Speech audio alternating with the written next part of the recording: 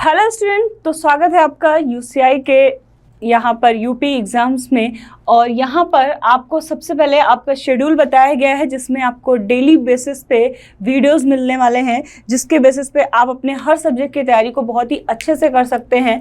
देखिए, सुबह 7 बजे आपको इंग्लिश की क्लास मिलेगी, 9 बजे आपको जीके जीएस की क्लास मिल रही है और 11 बजे मॉडर्न हिस्ट्री पढ़ाई जाएगी और ज्योग्राफी है 1 बजे और 3 बजे अर्थमेटिक रीजनिंग एंड 5 बजे फिर से आपको एंशिएंट हिस्ट्री की क्लास मिल रही है जो कि आपके सेकंड टीचर पढ़ा रहे हैं और 7 बजे आपको जीए मिलेगा और 9 बजे आपको डीआई मिलेगी जो कि आपके पेट की क्लासेस में बहुत ही ज़्यादा पूछे जाते हैं। 20 क्वेश्चंस आते हैं, ठीक है। 20 नंबर का पेपर आपका रहेगा डीआई का।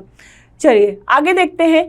देखिए, अगर आपको बहुत सारे जो भी आपके वीडियोस आते हैं, लाइव सेशंस आते हैं, उनसे रिलेटेड अगर आपको बहुत सारी पीडीएफ चाहिए या फिर आपको नई नई जो आपकी करंट अफेयर्स आती रहती हैं उनसे रिलेटेड जानकारी चाहिए तो आप हमारे टेलीग्राम चैनल को ज्वाइन कर सकते हैं जो कि यूसीआई डिजिटल के नाम से है और हमारे इंस्टाग्राम आईडी को भी फॉलो कर सकते हैं, यूसीआई डिजिटल के नाम से है। साथ में फेसबुक पेज को भी लॉगिन कर सकते हैं।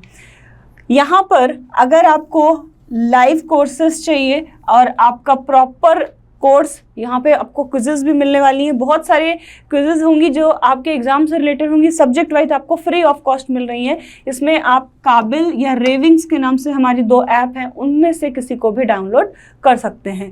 और इसी तरीके से ल्यूसेंट अगर पढ़ना चाहते हैं, किसी भी सब्जेक्ट की, अर्थमेटिक हुई, आपकी एडवांस मैथ हुई, इंग्लिश हुई, जीएस हुई, उसकी कंप्लीट ल्यूसेंट लेना चाहते हैं तो वो भी आप ले सकते हैं। ईच सब्जेक्ट का जो कॉस्ट है आपको 199 मिलेगा। ये भी आपको मिलेगा हमारी काबिल ऐप या रेविंग्स ऐप पर, ठीक। इसके साथ एनडीए का अगर आप फुल कोर्स लेना चाहते हैं तो ये भी हमारा पैकेज है। इसमें बहुत सारी आपको इंडिविजुअल्स से आपका जो भी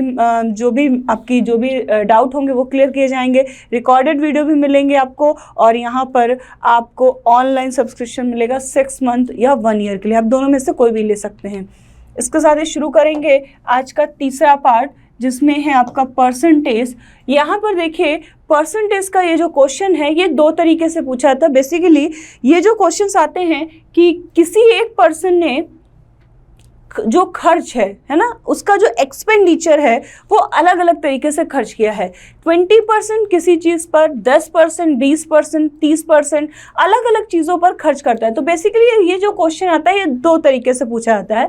एक तरह का क्वेश्चन तो आपके सामने लिखा हुआ है कि Ram spends 40% of his salary on food and 20% on house rent, 10% entertainment and 10% conveyance.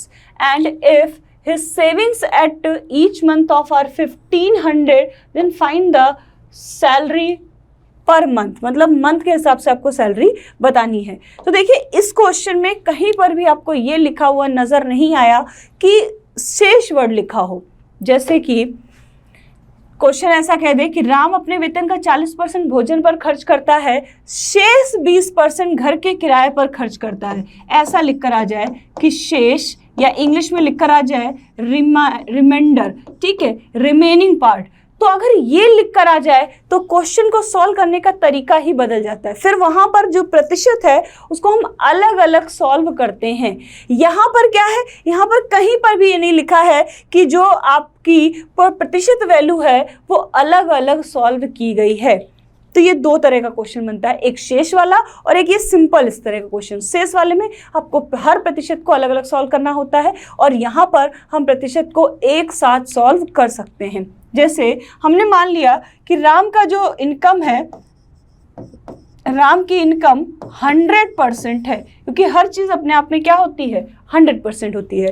कह रहा है राम की इनकम में से सबसे पहले उसने फूड पर एक्सपेंड किया है, ठीक, फिर उसने हाउस रेंट पर एक्सपेंड किया है, देन एंटरटेनमेंट पर और फिर कन्वेंस पर। ये 4 चीज़ों पर उसने पैसा लगाया है, लेकिन कहीं पर भी ये नहीं लिखा है कि शेष का खर्च किया है। तो इसका मतलब है ये जितना प्रतिशत दिया है ये सारा प्रतिशत उठाकर आप एक साथ जोड़ दीजिए। तो फूड पर 40%, हाउस रेंट पर 20%, एंटरटेनमेंट पर 10% और कन्वेंस पर 10%। ये आपका हो गया टोटल 80%। ये 80% क्या किया उसने, खर्च कर दिया है। तो बेसिकली बात है, अगर आप 100% आपके पास सैलरी थी, उसमें से 80% आप हटा दे रहे हो, इसका मतलब है कि आपके पास बच कितना रहा है? आपके पास बच रहा है 20%। यही तो आपकी सेविंग्स हैं, है ना। और आप क्वेश्चन में देखिए, आपको सेविंग्स दी हैं, कह रहा है वो हर महीने 1500 रुपए की बचत करता है, और हमारे हिसाब से बचत कितनी है? 20%। यानी दोनों आपस में क्या हो गए? इक्वल। तो 20% बराबर 1500। तो यानी कि ये 1% की वैल्यू कितनी हो गई? 750, है ना। 1% की वैल्यू आपकी हो गई 750, सॉरी 75। इसको डायरेक्ट कर लेते हैं। 20% 1500 हो गया, तो 100% की वैल्यू निकाल लेते हैं, क्योंकि हमने इनकम कितनी मानी है? 100%। तो 1500 अपॉन 20 इंटू 100, तो ये आपका हो गया 5, और 15 5 7500, यानी कि उसकी जो इनकम थी वो थी 7500 रुपए। तो देखा आपने, अगर आपके क्वेश्चन में शेष वर्ड नहीं लिखा है तो आप समझ जाइए कि आपको जो पूरा प्रतिशत है वो एक साथ सॉल्व करना है। पर इसी क्वेश्चन में अगर लिख कर आया था कि 40% के बाद शेष का 20% खर्च किया है, तो पहले आप 40% निकालते, उसको हटाते, फिर 20% निकालते। तो ऐसा क्वेश्चन भी आगे हम लोग करेंगे। चलिए नेक्स्ट देखते हैं। नेक्स्ट क्वेश्चन क्या कह रहा है? Question number second. Question number second कह रहा है, a student multiplied a number by 3/5 instead of 5/3। What is the percentage error in the calculation? यानी कि आपको बताना है, एक छात्र एक संख्या को 5/3 के बदले 3/5 से गुना कर देता है। गलती से क्या हुआ कि 5/3 मल्टीप्लाई करना था, बट बाय मिस्टेक 3/5 मल्टीप्लाई हो गया। तो बताओ कि कितने प्रतिशत की उससे गलती हो गई है? तो सिंपल सी बात है, यहाँ पर आप क्या करिए, हमने मान लिया जो एरर हुई होगी उससे वो x रही होगी, है ना। x नहीं भी मानते हो तो भी आपका क्वेश्चन सॉल्व हो जाएगा, बट x मान लेते हैं, ठीक। तो क्या हुआ कि x रही होगी, तो उस x का 5/3x उसको लिखना था, लेकिन उसने क्या लिख दिया? 3/5x। और जब कोई गलती होती है, इसका मतलब इनके बीच में डिफरेंस आया है। कितना डिफरेंस आया? तो इसको क्या करते हैं? माइनस कर लेते हैं। 5/3x माइनस 3/5x, और गलती कब इससे कम हुआ ना, तो इसको अपॉन में लिख लेंगे 5/3x, और प्रतिशत में बदलने के लिए 100 का गुणा। बेसिकली आपको इसको सॉल्व करना है और x की वैल्यू फाइंड करनी है। चलिए कर लेते हैं। यहाँ से एलसीएम लिया, 5 5 25x minus 9x upon 15 upon 5/3x into 100, ठीक है। इसको घटा दिया, ये आपका हो गया 16x/15, और ये वैल्यू कहाँ चली गई? ऊपर। तो ये आपका हो गया 3/5x इंटू 100। तो x से x कैंसिल हो गया, 3 से 15 5 टाइम्स, और ये आपका आ गया यहाँ पर 16 इंटू 100 अपॉन 25। 25 4 100, यानी कि 64%। यानी कि उससे गलती कितनी प्रतिशत की हो गई है? उसकी जो गलती है वो लगभग हुई है 64% की उसकी मिस्टेक हो गई है, ठीक है। नेक्स्ट क्वेश्चन देखेंगे। आप चाहते तो x नहीं भी लेते तो भी कोई प्रॉब्लम थी, डायरेक्ट माइनस करके भी आप वैल्यू निकाल सकते थे। Question number third. क्वेश्चन क्या कह रहा है? 2 numbers are less than a third number by 30% and 37% respectively. The percent by which the second number is less than the first. आपको यहाँ पर ये कंपैरिजन का क्वेश्चन है। बेसिकली 3 वैल्यू दी है यहाँ पर, फर्स्ट नंबर, सेकेंड नंबर और थर्ड नंबर। इन तीनों वैल्यूज में कह रहे हैं 2 नंबर्स ऐसे हैं जो थर्ड नंबर के क्रमशः का मतलब होता है कि पहले फर्स्ट और फिर सेकंड, यानी कि कंटिन्यूअस। पहला वाला है 30%, दूसरा है 37% लेस। ये बहुत इंपॉर्टेंट है, क्योंकि बोल सकता है कि पहला अगर 30% है तो अलग वैल्यू है।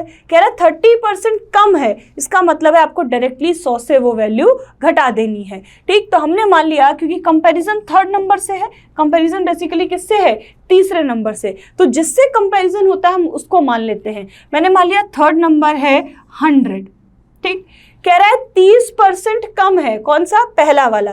आप बात बताइए, अगर कोई वैल्यू 30% कम है तो बेसिकली वो है कितनी, वो अपने आप में ही कितनी है, 70% है। क्यों, क्योंकि 100 का 30% 30 होता है, कम है, हटा दीजिए 30 तो बचा कितना, 70। तो डायरेक्ट समझ जाइए, अगर कोई वैल्यू कम है तो 100 से घटा देनी है, कोई वैल्यू ज़्यादा है तो 100 में जोड़ देनी है। तो यहाँ पर हमने क्या किया, 30% कम, यानी पहली संख्या कितनी है, 70। दूसरी कह रहा है कि दूसरी जो संख्या है वो 37% कम है, तो भैया 100 से सीधा 37 घटा दो, कितना है, वो है आपका 63। ठीक, तो तीनों संख्या आपके पास आ गई हैं। कह रहा है दूसरी संख्या पहली संख्या से कितने प्रतिशत कम है, बस यही लॉजिक आपको पढ़ना है। यहाँ पे अगर लिखा होता कि दूसरी संख्या पहली संख्या का कितना प्रतिशत है, तो दूसरी बटे पहली करके हम आंसर निकालते। कह दिया है कम है, और जब भी दो लोगों के बीच में ये लिखकर आ जाए कि अधिक है या कम है, इन दोनों में से कुछ भी आ जाए, यानी उनके अंतर की बात कर रहा है, डिफरेंस की बात कर रहा है, तो यानी आपको वहां पर उन दोनों का डिफरेंस लिखना है। दूसरी संख्या पहली संख्या से कितनी कम है, तो भैया कितनी कम है, ये कम है 7। ठीक, तो ऊपर 7 हो गया, और किससे कम कर रहा है, पहली संख्या से कंपैरिजन कर रहा है, तो पहली संख्या कितनी है, 70, और प्रतिशत में बदलने के लिए गुणा करते हैं 100 का, तो 7 से 60 कट गया, 0 से 0, यानी कि 10% कम है। आपका आंसर है ओनली 10%। नेक्स्ट देखिए क्वेश्चन नंबर 4। क्वेश्चन नंबर 4 क्या कह रहा है, बेसिकली यहाँ पर सिंपल सा क्वेश्चन है आपका कि 1000 के 25% के 1% का 1% कितना होगा। क्वेश्चन तो बहुत आसान है, पर उतनी ही ज़्यादा मिस्टेक होने के चांसेस रहते हैं। फॉर एग्जांपल देखिए, यहाँ पर जितने भी ऑप्शन हैं सब में ऑलमोस्ट सेम वैल्यू लिखी है, बस क्या है, डेसिमल्स का प्लेस चेंज किया गया है। तो देखिए ज़रा, 1000 के, चाहे तो आप इसको डायरेक्ट निकाल सकते हैं कि प्रतिशत यहाँ नीचे आएगा, यहाँ पर 1/4 आएगा। ठीक है, आप इसको कैलकुलेट करोगे तो बेसिकली ये 1/40 आएगा, और 1/40 का मतलब होता है 0.025, यानी ऑप्शन नंबर फर्स्ट। लेकिन फिर भी देख लीजिए, क्योंकि 1000 लिखा है इनटू तो 1/25 है, तो डायरेक्ट इसको लिखिए 25/100 या फिर 1/4। 1% तो 1/100, फिर से 1% तो 1/100। देखिए ये 100 कट गया, ये 0 कैंसिल हो गया, 25 से 100 काटा 4, तो ये कितना आ रहा है, 1/40। और 1/40 का मतलब आप जानते ही हैं। ठीक, पहली चीज यहाँ पे 2 डिजिट से डिवाइड करना है, तो सबसे पहले तो दशमलव लगाएंगे तो 1 0 बढ़ जाएगा, एक और 0 लगाएंगे तो 1 0 और बढ़ गया। अब 0 से आप इसको जब काटेंगे तो 0.025, यही आपका करेक्ट आंसर है, यानी कि ऑप्शन नंबर फर्स्ट आपका करेक्ट आंसर है। चलिए नेक्स्ट देखते हैं क्वेश्चन नंबर 5। क्वेश्चन नंबर 5 क्या कह रहा है, व्हाट इज 20% ऑफ 25% ऑफ 300। तो यहाँ पर भी आपको क्या करना है, बेसिकली 300 इंटू, आप चाहे तो 25% 1/4, 20% 1/4, ये 20 हो गया, और 20 से इसको काटा कितना, 15, यानी करेक्ट आंसर क्या है इसका, 15, ऑप्शन डी। तो ये क्वेश्चन लाने का मतलब सिर्फ और सिर्फ इतना था आपके लिए कि आपको प्रतिशत की परसेंटेज वैल्यू से फ्रैक्शन वैल्यू बहुत ही आराम से पता होनी चाहिए। तो आप इसी चैनल पर आप जाएंगे तो लाइव सेशन आपको कुछ मिलेंगे, वहाँ लाइव सेशन में जाकर परसेंटेज की पहली वीडियो जरूर देखिएगा, जहाँ पर आपको प्रतिशत वैल्यू को फ्रैक्शन वैल्यू से कैसे याद रखना है वो मैंने आपको सिखाया है। तो आज की वीडियो में इतना ही, मिलेंगे नेक्स्ट वीडियो में। जय हिंद।